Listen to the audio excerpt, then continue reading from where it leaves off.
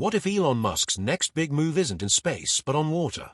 As the Panama Canal struggles under drought restrictions and geopolitical friction, a $50 billion Nicaraguan canal project, once thought dead in the water, is making a splash again.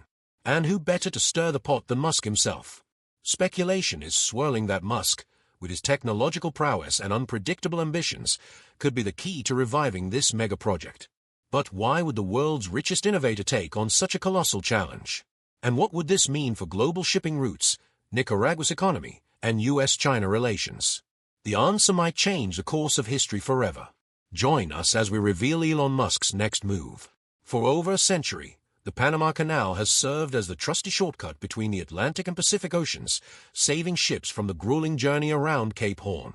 But now, as the canal faces several challenges, climate-induced water shortages, capacity constraints, and geopolitical squabbles, there's a new contender whispering, or perhaps shouting, its name, the Nicaraguan Canal.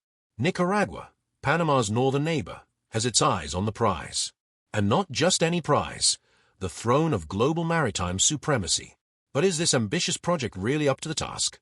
Or is it just a pipe dream fueled by big talk and even bigger money? First, some backstory. The Nicaragua Canal isn't just a pipe dream. It's an ambitious plan to create a maritime shortcut between the Atlantic and Pacific Oceans, much like its Panamanian counterpart. The idea: to offer an alternative route for global shipping, one that could potentially slash transit times and costs. The estimated cost: a jaw-dropping price tag of $50 billion US. For context, that's roughly the GDP of Nicaragua multiplied by 3. No big deal. But why would anyone want to build another canal when we already have a perfectly functional one in Panama? The answer lies in 2 words: opportunity and competition. Let's face it, the Panama Canal isn't exactly having its best decade. Climate change has thrown a wrench into its operations, with water shortages threatening its ability to accommodate the ever-growing fleet of global shipping. Add to that the congestion and capacity issues caused by a steady increase in demand, and you've got a canal that's starting to feel its age. But Nicaragua has an audacious plan. The idea is simple: build a bigger, better canal that can handle larger ships, reduce transit times, and offer an alternative route for global trade. In theory, this would not only ease the burden on the Panama Canal, but also create competition in a market that currently has none. But this whole issue isn't just about economics, it's also about geopolitics. If you thought this was just a regional spat between 2 Central American countries, think again. The Nicaraguan Canal has caught the attention of none other than China, a global superpower with a penchant for ambitious infrastructure projects and an appetite for strategic influence. China's interest in the canal isn't exactly subtle. By backing the project, both financially and politically, China could secure a direct competitor to the US-influenced Panama Canal. For Washington, the prospect of China gaining control, or even significant influence, over a major trade artery in Central America is nothing short of a nightmare. It would shift the balance of power in global shipping and give Beijing a foothold in what has traditionally been America's backyard. And let's be honest, the US-China beef doesn't need any more seasoning. But is this Nicaraguan canal even feasible? On paper, it sounds like a game changer. In reality, it faces more hurdles than an Olympic track meet. First off, there's the sheer scale of the project. Building a canal of this magnitude would involve cutting through 170 miles of land, including Lake Nicaragua, the largest freshwater lake in Central America. Environmentalists are already clutching their pearls at the thought of the ecological damage this could cause. Then there's the funding. While $50 billion might sound like pocket change to someone like Elon Musk, it's an astronomical sum for Nicaragua. And let's not forget about public opinion. Many Nicaraguans are skeptical of the project, questioning whether it will actually benefit their country or simply line the pockets of foreign investors. Protests have erupted in the past, with locals fearing displacement and environmental destruction. Did any of these make any effect? Of course. For a while all these concerns led to delays that made some believe the project was dead in the water. But recent developments suggest otherwise. Headlines are buzzing with news that the Nicaraguan government plans to revive the canal project in 2025. After years of uncertainty, it seems this long-discussed competitor to the Panama Canal is back on the table. The question is, will it work this time? And while the idea of a new canal sounds exciting, it's hard to ignore this lingering question of demand. Would global shippers really abandon the tried-and-true Panama Canal for an untested alternative? What do you think? Once thought to be a pipe dream, or, more accurately, a waterway dream, The idea of an interoceanic canal slicing through Nicaragua is back in the headlines. And why? Well, let's just say it has a little something to do with Donald Trump, China, and a dash of geopolitical one-upmanship. In true Trumpian fashion, the U.S. president recently floated the idea of taking back the Panama Canal from China. While this statement might have been dismissed by some as yet another bold proclamation, it sent ripples across Central America, and not just in the Panama Canal's locks. Nicaragua, led by its ever-controversial leader Daniel Ortega, saw an opportunity to make waves of its own. If Panama and its canal were about to become a geopolitical tug-of-war between Washington and Beijing, why not throw Nicaragua into the mix? And that's exactly what he did. Ortega's government quickly got to work, tweaking Nicaragua's constitution to allow his regime to grant concessions for an interoceanic canal. No red tape here, just a fast track to big ambitions. Suddenly, the long-dormant Nicaragua Canal project was back on the table, and everyone was paying attention. China, of course, has been eyeing Nicaragua's canal potential for years. Back in the day, a Chinese businessman even secured a concession to build it. But, like many grand plans, it fizzled out. Ortega pulled the plug on that deal in May 2024, leaving everyone wondering if the canal would ever move beyond cocktail party conversation. But now, with Trump's Panama musings threatening to upend the status quo, Beijing might just be ready to rekindle its interest in Nicaragua's watery ambitions. After all, if Washington wants to flex its muscles in Panama, wouldn't China love to counter with its own shiny new canal project just a few hundred miles away? So what exactly will this revived Nicaragua canal look like? Well, Ortega and his team have been busy reimagining the route, and it's mind-blowing. Forget Lake Cocibolca, the largest lake in Nicaragua. The new vision takes us through Lake Zolotlan, located north of Managua. The proposed 445-kilometer route would start at a brand new port in Blue Fields on Nicaragua's Caribbean coast. From there, it would snake through Lake Zolotlan before emerging triumphantly at Corinto on the Pacific side. And don't worry about those massive container ships of today, they'll fit just fine. The canal is designed with a depth of 27 meters, enough to handle even the most gargantuan of vessels.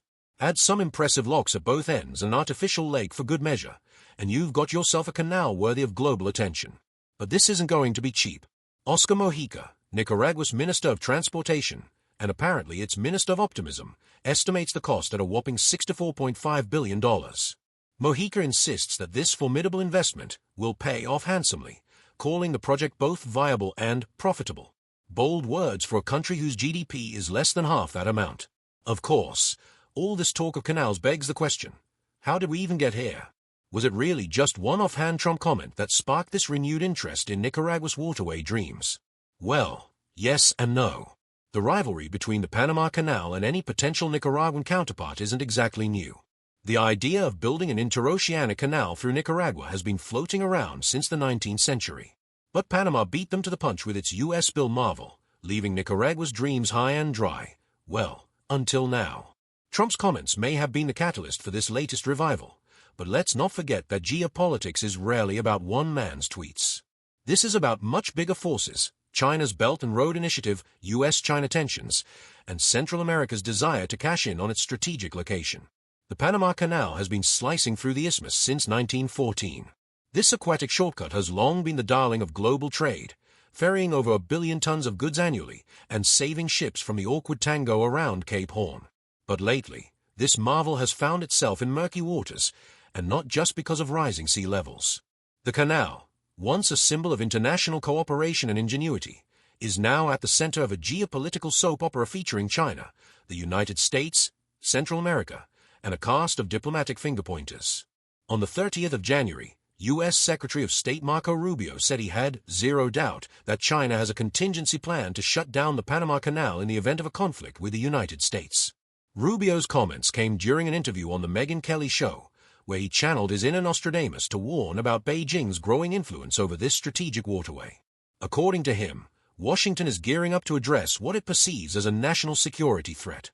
But Rubio's remarks were perfectly timed, just days before his maiden voyage to Central America as the U.S.'s top diplomat. Coincidence? We think not. The man knows how to set the stage for a dramatic entrance. But in Donald Trump's January 20th inauguration speech, he accused Panama of breaking promises related to the canal's final transfer in 1999. He also claimed that Panama had handed over operational control of the canal to China and went on to vow that the U.S. would take back the canal, though he conveniently glossed over the minor details of when or how. In a world where rumors spread faster than a cargo ship through the Panama Canal, the Panamanian government has found itself fending off some particularly persistent whispers. The latest, that the canal is somehow slipping into the hands of China. Panama has repeatedly denied ceding control of its beloved canal to China or anyone else for that matter. The canal is run by the Panama Canal Authority, also known as ACP, an independent entity that operates under Panamanian jurisdiction. And let's be honest, Panama has every reason to keep its golden goose clucking along smoothly. It's a cornerstone of their economy and national pride. Now, while Panama operates the canal itself, here's where things get a little more globalized. The ports flanking the canal are managed by a variety of players. On one side, there's C.K. Hutchison, a publicly listed company based in Hong Kong. On the other side, ports run by private companies from the United States, Singapore, and Taiwan. So, to recap, the Panama Canal is staying put under Panama's control. The ports, well, they're a bit of a mixed bag, but that's just globalization doing its thing. And as for China's involvement, yes, Chinese companies have also invested in ports and infrastructure near the canal. But does that mean Beijing is plotting to weaponize it? The Panamanian government would like to remind everyone that correlation does not equal causation. But at its heart, this global drama isn't really about Panama or its canal. It's about the escalating rivalry between China and the United States. The canal just happens to be caught in the crossfire, a 50-mile-long pawn in a global chess game. For China, expanding its influence in Central America is part of its broader Belt and Road Initiative, a sprawling infrastructure project designed to connect Asia with the rest of the world. For the U.S., any Chinese presence near such a strategic asset is enough to set off alarm bells louder than a ship's foghorn. And so, the Panama Canal finds itself in an awkward position, a vital artery for global trade that's also become a lightning rod for geopolitical paranoia. But beyond the political drama lies another pressing issue. The canal itself is facing serious challenges that could threaten its future relevance. For centuries, the Panama Canal has been called the shortcut every ship dreams of, saving weeks of travel and avoiding the pirate-infested waters of Cape Horn. But even icons have their limits. Over a century old and expanded in 2016, the canal is now facing a midlife crisis. Megaships that are bigger, bolder, and completely uninterested in squeezing through tiny locks are increasingly giving the Panama Canal a hard pass, opting for other routes that don't require them to suck in their metaphorical stomachs.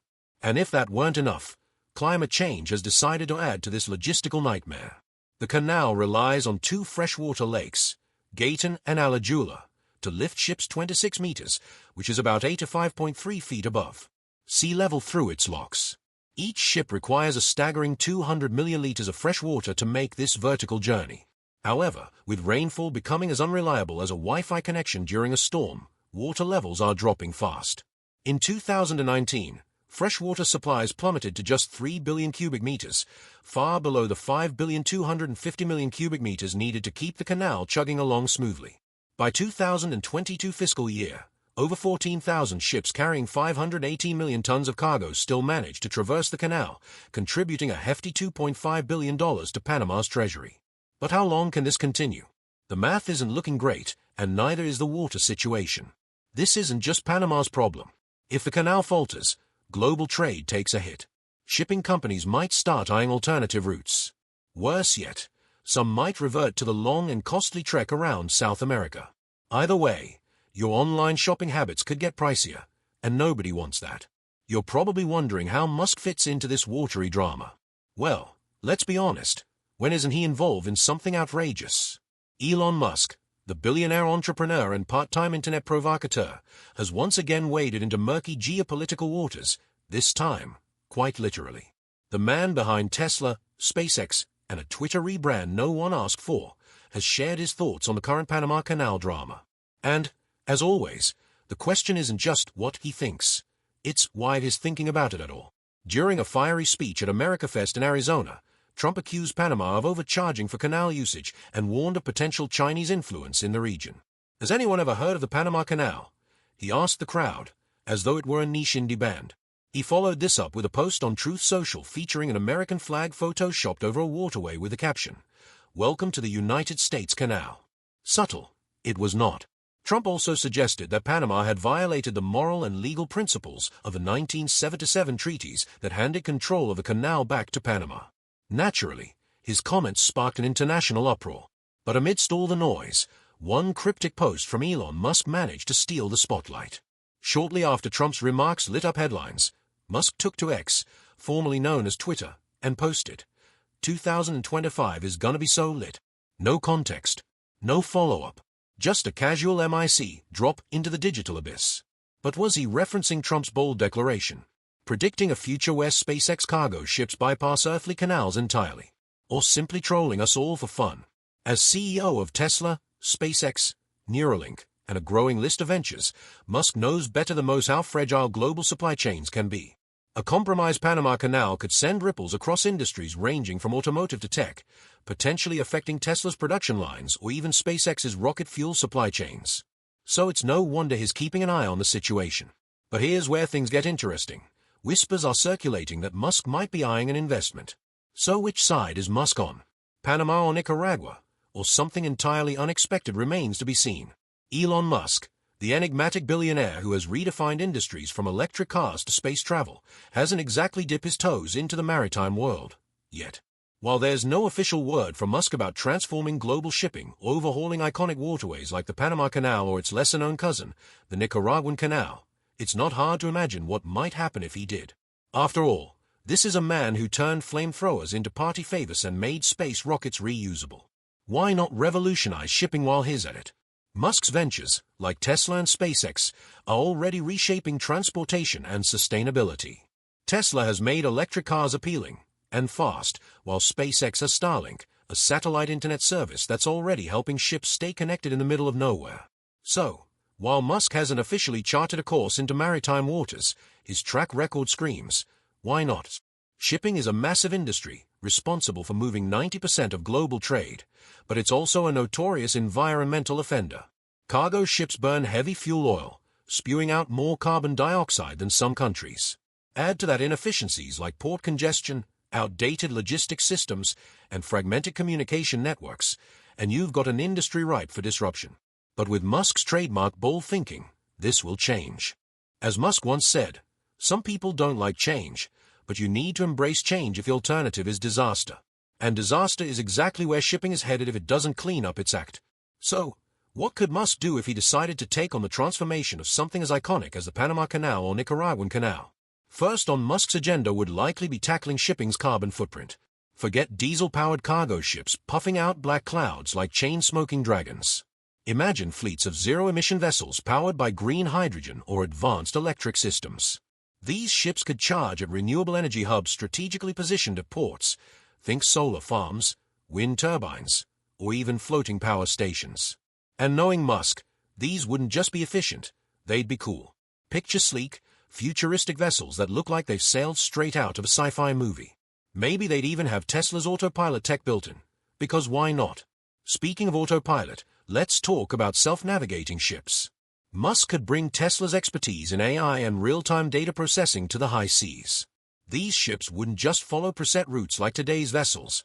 They'd actively adapt to real-world conditions. Port congestion, reroute, storm brewing, avoid it, pirate-infested waters, detour, or deploy laser cannons. Okay, maybe not. These AI-driven ships would optimize fuel use and reduce human error, making shipping safer and more efficient. And let's be honest, the idea of a ship captained by an algorithm named Captain Neural Net has a certain appeal. One of the biggest headaches in maritime shipping is fragmented communication systems. Ships are often out of range of reliable internet, leading to delays in tracking and information sharing. This is where Starlink, SpaceX's satellite internet service, comes in. With Starlink-equipped ships, real-time global communication would become the norm. Accurate tracking? Check. Precise estimated time of arrivals, also known as ETAs? Double check. Customer transparency? Triple check. And let's not forget the crew. They'd finally get decent Wi-Fi for Netflix binges during downtime. Musk doesn't just think about point A and point B. He obsesses over everything in between. So why stop at transforming ships when you can revolutionize intermodal logistics too? He'd work on high-speed hyperloop systems connecting ports to inland hubs. This way, Cargo would be whisked away in low-energy pods at speeds that make today's trains look like snails on vacation. This would slash transportation times and costs while reducing reliance on fossil-fueled trucks. Plus, it sounds way cooler than waiting for a container to be unloaded by a creaky crane. If Musk were to take on any of these canals, expect nothing less than a high-tech marvel. AI-powered traffic management systems could optimize ship flow through the canal, reducing wait times. Maximizing efficiency, renewable energy could power canal operations, making it a model of sustainability. And let's not rule out some wild ideas. This is Elon Musk we're talking about. Maybe he'd propose an underground hyperloop alternative to bypass the canal altogether. Or a floating canal that moves with the tides. Or a fleet of autonomous tugboats named after characters from The Hitchhiker's Guide to the Galaxy. The possibilities are endless. At its core, Musk's potential involvement in maritime innovation wouldn't just be about flashy tech or cool gadgets, though there'd be plenty of those. It would be about rethinking an industry that desperately needs change. Zero-emission ships, AI-driven logistics, and renewable energy hubs aren't just nice-to-haves. They are essential if we want a sustainable future. And let's face it, if anyone can make shipping better and sustainable at the same time, it's Elon Musk. But what's next for the Panama Canal and its long-lost rival? News broke recently that construction on the Nicaraguan Canal is set to resume. After years of dormancy and skepticism, the ambitious project is apparently back on the table. If completed, the Nicaraguan Canal could shake up global trade routes and challenge Panama's monopoly on interoceanic transit. But before we get too excited about this potential canal rivalry, let's talk about the first obstacle, Panama. You didn't think they'd just sit back and let their canal thunder be stolen, did you? The Panama Canal, that legendary shortcut connecting two oceans and saving ships from a long, lonely trip around Cape Horn, is not resting on its laurels. In response to inquiries from La Estrella de Panama, which means the Star of Panama for the non-Spanish speakers, the canal's authorities reaffirmed their commitment to staying at the top of the global maritime game. Their strategy: offering safe, reliable, and efficient transit services while keeping a sharp eye on any other logistical projects that might try to steal their thunder. But will all this be enough? Let's not forget, they reminded us with just the right amount of humble brag. Panama is the only country where you can hop from the Pacific Ocean to the Atlantic in just 80 kilometers. That's right. No other nation can claim this kind of geographical VIP pass. And Panama has made sure to capitalize on it, boasting not just the canal but also ports on both coasts, a buzzing air hub, an interoceanic railway, top-notch telecommunications, a financial sector with international swagger, and a growing tourism industry. And did we mention the canal connects 180 maritime routes, serves 170 countries, and links up with 1,920 ports worldwide? If the Panama Canal had a LinkedIn profile, it would be flexing all over your feed. But while Panama is busy being the life of the global trade party, the Nicaragua Canal project has been making waves, and Adrian Ossa, president of the Panama Canal Pilots Association, has some thoughts. Nicaragua, he said with diplomatic tact, has every right to look for new ways to make money for its people. What he simply meant was, sure, they can try, but good luck competing with us. Still, Ossa isn't just sitting back and sipping coffee. He knows Panama can't afford to get complacent. The key to keeping the Panama Canal competitive, reliable, and profitable, he explained, is to keep evolving sustainably. However, there's a big challenge looming on Panama's horizon. And no, it's not just Nicaragua's canal dreams. It's water. The essential liquid most of us take for granted is becoming a pressing concern for both Panama's people and its world-famous canal. Ossa didn't mince words. We've got to secure water consumption for our population and sustain canal operations. If we drag our feet on this issue, the international community will start getting nervous. And when global trade gets nervous, other countries start cooking up alternatives, just like Nicaragua is doing now.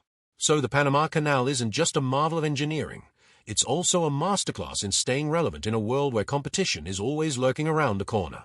Sure, they've got history, geography, and infrastructure on their side, but as any savvy operator knows, staying on top means never standing still. But what does this competition mean for global trade? And what happens if the Nicaragua Canal wins? If, and it's a big if, the Nicaraguan Canal is completed, it could be a game-changer for global trade. Larger ships would have more options for crossing between oceans, potentially reducing congestion at the Panama Canal. Shipping companies might enjoy lower costs and more flexibility. But it could also lead to fierce competition between the two canals, driving down toll revenues and sparking a race to the bottom. Geopolitically, it will be a massive win for China and a bitter pill for the United States to swallow. A Chinese-backed canal in Nicaragua would represent a significant shift in influence in Central America, a region long considered part of America's sphere of influence. On the flip side, having two functioning canals could create redundancies in case one faces disruptions. Remember when a single ship blocked the Suez Canal and caused global chaos? So maybe there's room for both canals in this maritime drama. But let's not forget about climate change. While having an alternative canal might alleviate some of the pressure on Panama, it wouldn't solve the root problem, rising temperatures and dwindling freshwater supplies. Both canals would still face long-term challenges from our warming planet.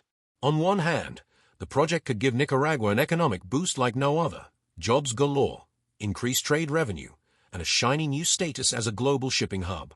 On the other hand, $64.5 billion is no small chunk of change. For now, though, Ortega seems determined to keep this dream alive, and who can blame him?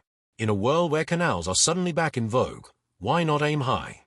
After all, if Panama can do it, why not Nicaragua? Thanks for watching, fam. If you enjoyed this video, be sure to like and subscribe to Expedition Diaries for more. Before you leave, you should check out the next video that pops up on your screen.